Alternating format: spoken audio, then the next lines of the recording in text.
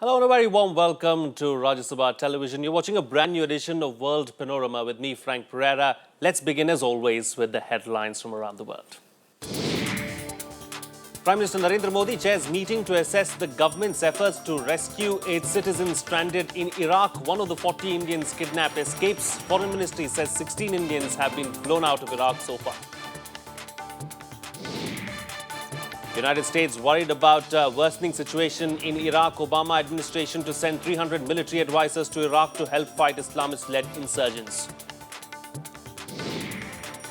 Spain's new king, Felipe VI, is the country's new head of state. Thousands of supporters lined the streets in Madrid to cheer the new monarch, king coronated in a very low-key affair.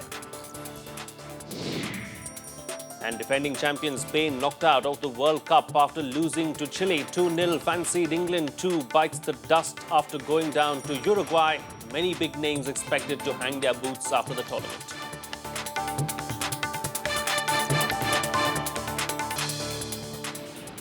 First up, one of the 40 Indians kidnapped in Iraq has escaped and is in touch with the embassy in Baghdad. The Indians, all construction workers, were kidnapped near Mosul, which fell to Sunni insurgents on June 10th. Well, today, of course, we have with us Mr. R.S. Kalha, former Secretary of the Ministry of External Affairs and former Ambassador to Iraq as well. Mr. Kalha, welcome to the show and thank you for joining us here. Let's talk about this situation now in Iraq and talk about it first, of course, from an Indian point of view. There are several construction workers, 40 of them to be precise, who are stranded there in Iraq. The government says they know where they are, but they're still unclear as to who's held them captive. So what's happening with the situation there and what's it going to be like for the Indians? Basically, our approach should be to see that we are not the only country which has got people who are stranded there in Iraq. There are other countries too. Take, for example, China. China has about 1,000 people also, workers, who are stranded in Iraq. So I think the first approach should be to try and get in touch with all the other countries to see if we can have a joint approach or a common approach as far as the people who are stranded there are concerned. Secondly, we should try and get in touch with countries such as Saudi Arabia. And this morning I was very happy to read that in the Times of India, for example, they mentioned, yes, the government of India has got in touch with Saudi Arabia. Similarly, we should get in touch with Kuwait, Qatar, because these countries have influence over the Sunni insurgents who have captured large areas of northern Iraq. So therefore, we should be able to approach the insurgents through the good offices of these countries. Having done that, I think we should also be very careful that we should make no statements which are in any way in favor of one group or the other. Because after all, we have to deal not only with the Baghdad government, but we also have to deal with these insurgents. And mind you, some of these insurgents are ex-Saddam loyalists, some of them are ex-Saddam soldiers, some of them are officers, some are bureaucrats, and by and large they are fairly secular in their approach. And if you recall, during Saddam's time, our relations with Iraq were very good. Yes, and in fact, we had a thriving relationship before the Kuwait war. Not only in terms of political relationship, but we had a very, what I should say, a thriving economic relationship. You see, as far as India is concerned, our main concern in Iraq is, of course, the welfare of the Indians who are living there or working there. And besides that, is to ensure that the export of Iraqi oil continues without any let or hindrance. Indeed, of course. That is something that we'll talk about a little ahead in the show, of course. But this really is a challenging situation, not just for the Iraqi administration, for the US administration, but for the Indian government as well. Would you say this is the first real litmus test as far as this government is concerned? Well, they've been in power for a very short period. So obviously, this becomes a test for them. But I'm sure they have experience. In fact, some of them have been previously in the NDA government led by Mr. Vajpayee. And lots of ministers do have experience. The civil servants are there. The NSA is there, who has also got considerable experience. So it's not that they are short of experience, but I think it takes time. And it takes time to get in touch with your counterparts. It takes time in such a situation. But do remember, the people who are there are not in any harm's way, because we have not received any report that they've either asked for any ransom or the fact that they are in any kind of deep trouble. All I can say is that they seem to be held in captivity, perhaps not in great comfort, but certainly not very uncomfortable either. And on the other hand, most of them, my experience tells me, is that they're quite happy to work in the situation that prevails in Iraq. That's primarily because they've gone there for looking for work. Yes. And no person likes to leave his own country if he's available, if work is available here. They've gone there to seek a job. They want to earn some money. Some of them have taken loans. Some of them have sold some land. Some of them have even put in their jewelry, mortgage their jewelry to raise money to go to Iraq.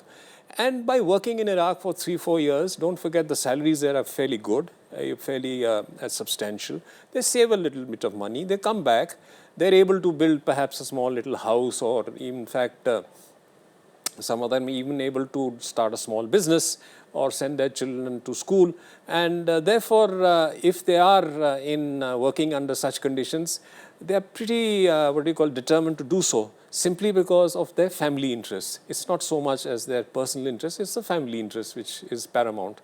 So therefore, you have a situation where the workers are there, but my guess is that some of them are fairly reluctant even to come back under the present trying circumstances. Okay, some of them are reluctant to come back is how Mr. Kalha is putting it. Of course, let's talk about another aspect of this entire situation. We spoke about oil and we brought up oil as well. Now, the shutting down of Iraq's biggest oil refinery, Beji, has sent global oil markets into a tizzy. Rising tensions in Iraq over the last week have raised calls for Europe and Asia to come together to curb the crisis in the oil-rich nation. Here's a report.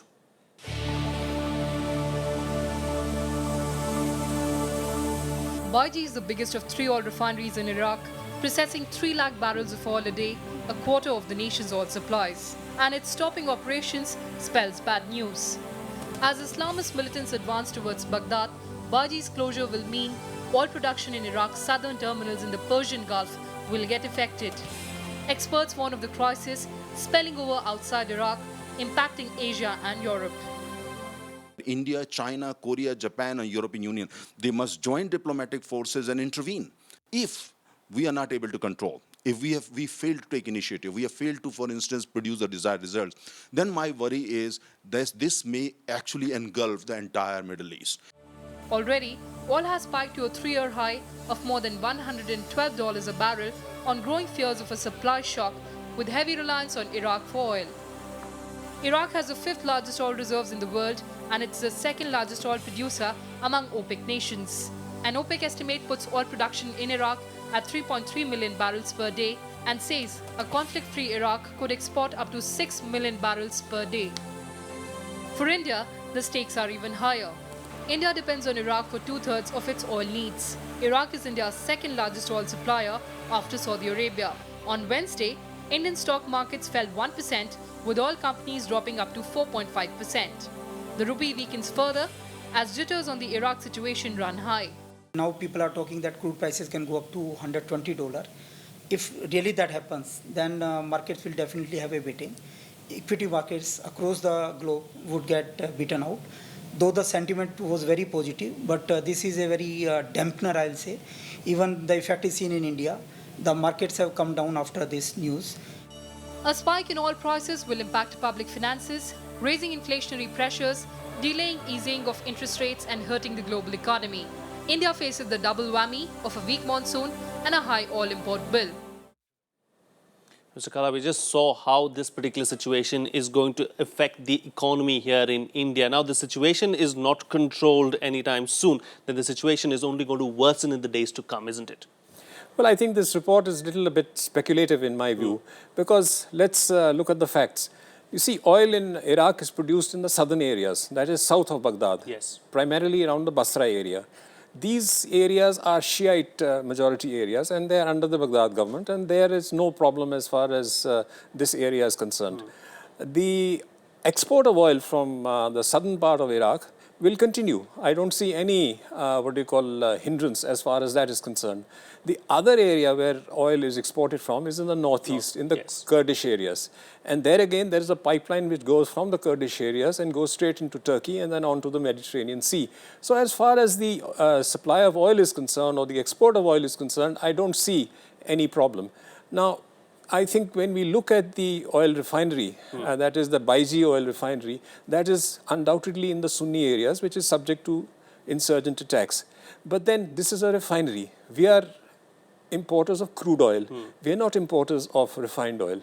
Now, as far as the effect of the Baiji oil refinery, it will primarily be for domestic consumption as far as the Iraqis are concerned. It wouldn't affect anything as far as India is concerned. You see, if there is a distortion in the, price of oil, this is also speculative and it is done mainly by oil traders in New York. Yes. It has really little to do with the situation as far as Iraq is concerned. Secondly, if volumes are affected, we can always top up by importing more from Saudi Arabia. Yes, Saudi Arabia. And therefore, the I others. think if the stock market is affected in Mumbai, or it is, I think the Ministry of Petroleum should make out a statement and issue a statement saying that, look, this is all very speculative. It's nothing as far as India is concerned. There is no cause for worry.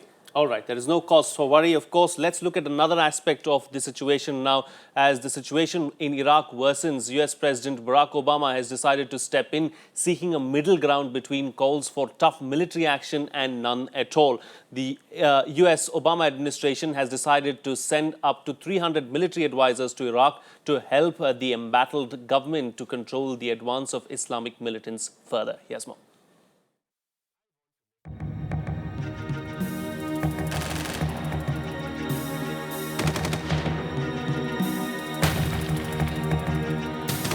Fear, distress and panic grips Iraq as gunmen spearheaded by jihadist Islamic State of Iraq and the ISIS have made major territorial gains in the past 10 days.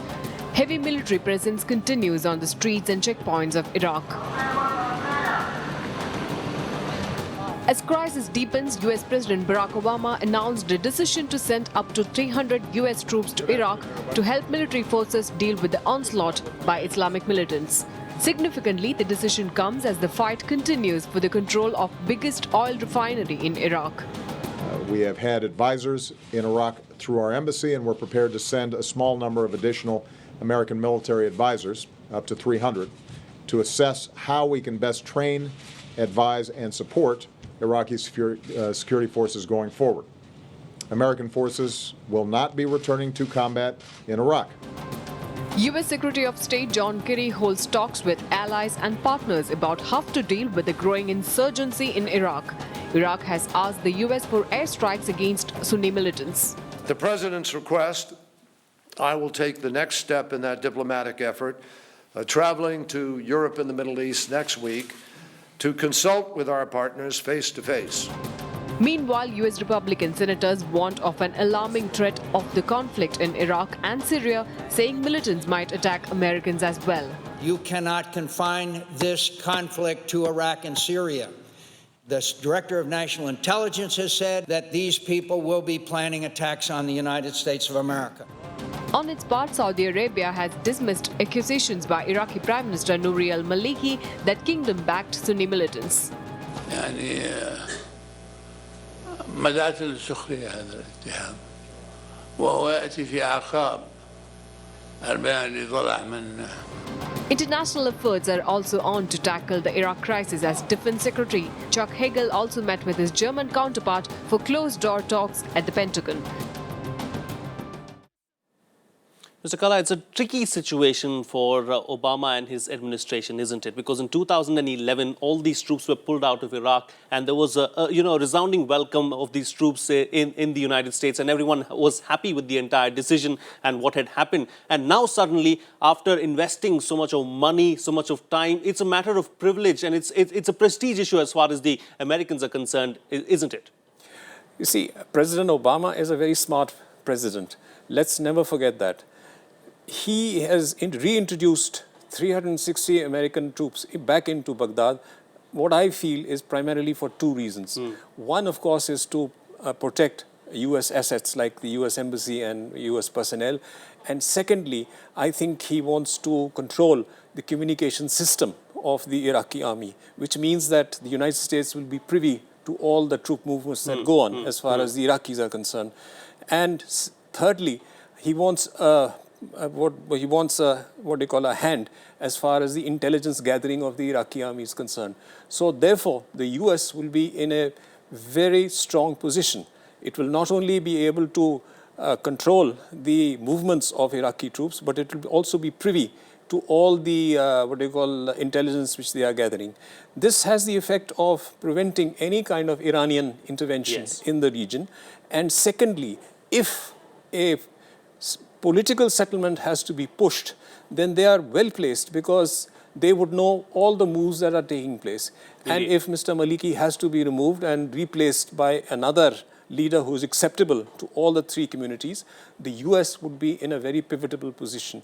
So therefore, I think it's a very smart move which they have done. And it's really not connected with their withdrawal and coming back again. I think people are misreading the intentions of President Obama. All right, we'll have to leave it at that, Mr. R.S. Kalha. Thank you so much for joining us on the show and sharing your thoughts and perspectives on this particular matter and putting things into perspective for us.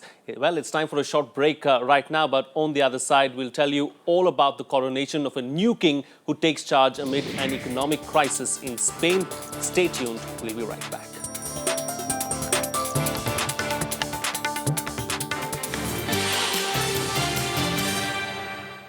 Welcome back. You're watching Rajya Sabha Television.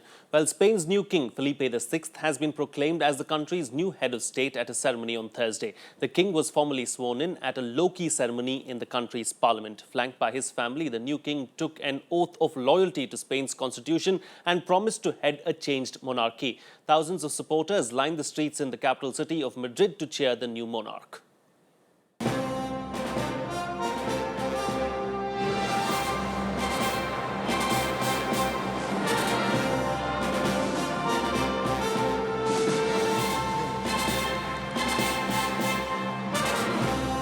In the first royal transition in Spain in over 3 decades, the country's new king, Felipe VI, was coronated before the country's parliament on Thursday.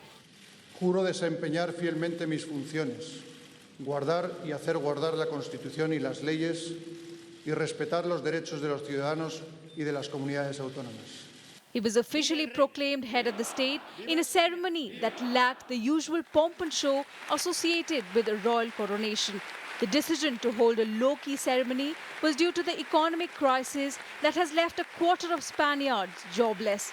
Soon after being proclaimed the king, Felipe VI delivered a message of hope for the future of Spain. Tenemos con ellos el deber moral de trabajar para revertir esta situación y el deber ciudadano de ofrecer protección a las personas y familias más vulnerables. Y tenemos también la obligación de transmitir un mensaje de esperanza, particularmente a los más jóvenes, de que la solución de sus problemas y, en particular, la obtención de un empleo, sea una prioridad para la sociedad y para el Estado.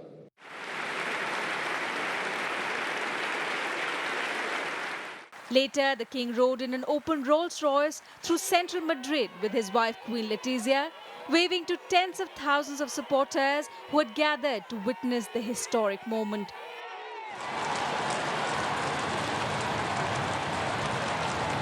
While the country welcomed its new king, hundreds of Republicans gathered in Madrid protesting against the monarch.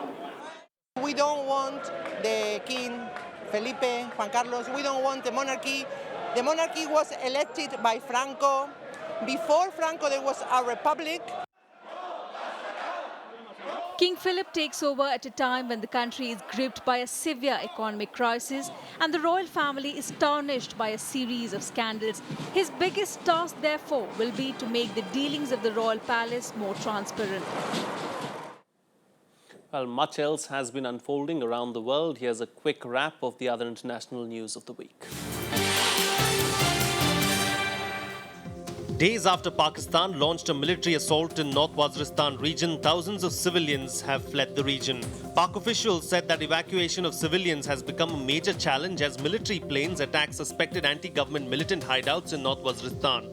According to the UN, more than 60,000 people, many of them children, have fled to safer areas in Pakistan and Afghanistan. Pakistani authorities haven't set up any camps yet. The new president of Ukraine, Petro Poroshenko, has said that he will sign a controversial association agreement with the European Union on the 27th of June. He is also likely to send his new foreign minister to Luxembourg to lay out a peace plan for the East to EU ministers. His elected pro-Russian predecessor, Viktor Yanukovych, was overthrown in February after refusing to sign the deal at the last moment. Poroshenko also presented Pavlo Klimkin, who was earlier endorsed as foreign minister by parliament, to the media. 12 women were abducted in the latest attack on Kenya's coast that left 15 people dead. President Uhuru Kenyatta blamed local political networks for the raid on 2 villages. Somalia's al-Shabaab group had earlier claimed responsibility for the attack. Al-Shabaab said that it was revenge for the presence of Kenyan troops in Somalia and the killing of Muslims. Nigerian security forces stopped a convoy and arrested nearly 500 suspected members of Boko Haram, stoking fears the militant Islamists are now targeting southern states. Boko Haram has shown its growing reach in recent months by moving beyond its heartland in Nigeria's northeast. At least 118 people were killed in devastating back-to-back bomb blasts in the central city of Jos last month, carried out by Boko Haram. Turkey has given life sentences to the 2 surviving leaders of the 1980 coup, ex-army leader General Kenan Evren and General Tehsin Sahikaya. The 2 officers did not appear in court due to ill health. General Evren, who was also president until 1989, never expressed regret for the coup that led to a wave of executions, torture and disappearances. Some 600,000 people were detained and 50 executed by hanging in the coup. Shifting focus now, it's time to bring you up to date with all the sporting action from around the world in our Sports Wrap. Spain's 6-year reign as the world's preeminent team ended on Wednesday as Chile sent them crashing out of the World Cup with a 2-0 win in Rio de Janeiro. Spain had been seeking a 4th consecutive major title, but instead they became only the 5th defending champions to go out in the World Cup's first round. First half goals from Eduardo Vargas and Charles Aranguiz took Chile into the last 16 and condemned Spain to become the first team with Australia to be eliminated from the 2014 tournament. Wimbledon did things its way on Wednesday by installing Novak Djokovic as its top seed above world number 1 Rafael Nadal, while defending champion Andy Murray was seeded 3rd ahead of 7-time champion Roger Federer. The All England club gave the top billing to Djokovic, the 2011 champion and 2013 runner-up, by using its controversial grass court weighting system in deciding its seeds instead of going by the ATP World Tour rankings. Fresh from their win over the Miami Heat for their 5th NBA title, the San Antonio Spurs celebrated their victory with a parade along the Riverwalk. The parade kicked off at the Arneson River Theatre on the Riverwalk. Barges carried current and former Spurs players, coaches, officials and live musical entertainers down the San Antonio River. After that, Spurs players, coaches and local officials addressed fans and showed off the new championship trophy. Bangladesh cricket authorities banned former captain Mohammad Ashraful for 8 years after he was found guilty of match fixing during a domestic T20 tournament. Authorities also announced that former New Zealand batsman Lou Vincent would be banned for 3 years and Sri Lanka's Kaushal Lokorachi for 18 months after failing to inform authorities they had been approached to fix matches in last year's Bangladesh Premier League. Shakil Qasim, one of the 3 members of the tribunal which handed down the sentences, said that the bans would be effective anywhere in the world. Stuart Binney created a world record when he captured 6 wickets, conceding 4 runs against Bangladesh in the second ODI at Mirpur on Tuesday. It stands as the best bowling figures when a bowler has captured more wickets than the runs conceded in the one-day international. It is also the second time when a bowler captured 5 or more wickets while performing such a feat. The previous best figures were in the name of Courtney Walsh, who had captured 5 wickets conceding 1 run. Well, let's now take a look at what's creating a buzz in the world of show business. Here's our entertainment wrap. YouTube is all set to remove music videos by artists like Adele, Arctic Monkeys and Radiohead, as the independent labels that they work for have refused to agree to terms with the site. Google, the owner of the YouTube, is now renegotiating contracts as it prepares to launch a music subscription service. The 3 major record labels, Universal, Sony and Warner, have come to an agreement with the site, but negotiations came to a knot with smaller independents. Ozzy Osbourne will be lending his voice to a character in a children's animated show, Bubble Guppies. The Black Sabbath frontman will guest star as Sid Fishy, a rock and roll fish who loves being rotten on the popular Nickelodeon series. Osbourne said that he was keen to take on the role because of his granddaughter Pearl, and he can't wait to see her reaction when she hears his voice come from Sid Fishy's mouth. Kim Kardashian revealed on her Instagram account that her new mobile app Kim Kardashian Hollywood is all set to launch next week. In the game, a player can choose a celebrity character and navigate them through Hollywood as they try to garner fame, attend glamorous events, and join in photo shoots. However, along the way, the celebrity character also gets to meet an animated Kim as she assists the player on shopping trips and night outs. Johnny Depp and Amber Heard are reportedly looking into buying a property in London which would act as their weekend retreat. The Lone Ranger star and his fiancée enjoyed spending time together in the UK last year so much that they've decided to purchase a weekend retreat in the English city. The couple, who met while filming the 2011 film The Rum Diary, was in London for the making of Johnny's forthcoming movie Mordecai recently. Shakira doesn't think that getting married to her footy ace beau Gerard Piqué will do any good to their already established relationship. The 37-year-old Colombian star, who has a 1-year-old son Milan with the 27-year-old football star, said that they already have what was essential for a family. However, the Waka Waka hitmaker added that if she did change her mind about marriage, Piqué, who she started dating in 2010, would be the one she'll walk down the aisle with. Guillermo Ochoa's heroics ensured the Mexicans kept a clean sheet against the Brazilians in the FIFA World Cup. I'm going to leave you with some of the amazing saves of the goalkeeper. Enjoy, and I'll see you again same time, same place next week.